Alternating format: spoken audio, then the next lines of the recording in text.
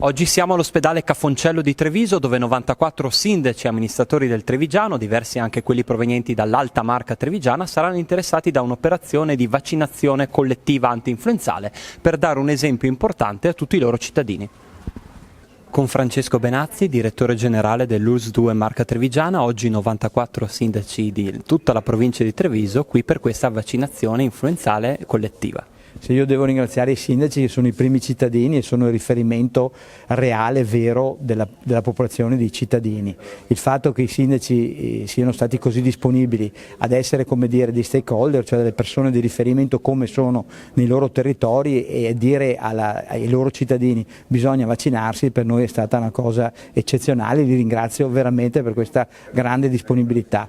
Avere il sindaco che si vaccina significa dire alle persone: vaccinatevi contro l'influenza per prevenire patologie che possono essere destruenti e creare veramente dei problemi, soprattutto alle persone anziane, le persone che hanno problemi, patologie croniche importanti.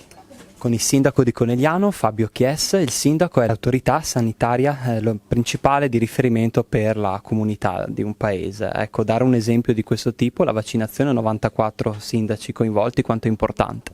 Ma secondo me è una grande testimonianza anche per far capire che passi da gigante ha fatto la medicina e cosa in questi anni siamo riusciti ad ottenere. Forse molti si dimenticano di quali erano le situazioni precedenti e oggi ci troviamo a parlare con un po' di superficialità. Penso che i vaccini vadano fatti, soprattutto quello che riguarda le persone anziane, che in questo periodo ci si avvicina a un inverno che magari sarà anche un inverno rigido, potrebbero evitare di avere problemi e guai molto più grossi. Io penso che ci siano delle categorie di persone che in buona fede pensano di tutelare i propri figli. Ecco. Ci vorrebbe maggiore informazione, bisogna che riusciamo a far passare alcuni messaggi e penso anche che sia giusto che alcuni chiedano informazioni come stanno chiedendo. Per cui quando le persone chiedono informazioni, la ULSS è a disposizione e è sempre stata a disposizione per fornire le informazioni necessarie, e penso che molti di questi genitori cerchino soprattutto questo, cerchino una rassicurazione per i propri figli ma senza alcun pregiudizio. Con il sindaco di Colle Umberto Coletti, quanto è importante 94 sindaci qui a dare oggi una buona testimonianza con questa vaccinazione collettiva? Sì, non vuole essere una passerella. Abbiamo accolto di buon grado l'invito da parte del direttore generale di essere dei piccoli testimonial per il nostro territorio dell'importanza della vaccinazione, perché tutti possano accedervi con maggiore frequenza. E speriamo che il nostro piccolo esempio possa servire a questo.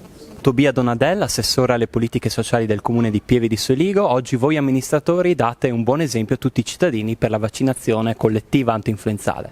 Assolutamente sì, abbiamo accolto volentieri l'appello promosso dall'ULSS di vaccinarci contro il virus dell'influenza. Bene dare il buon esempio, insomma, perché la vaccinazione consente di salvare vite umane.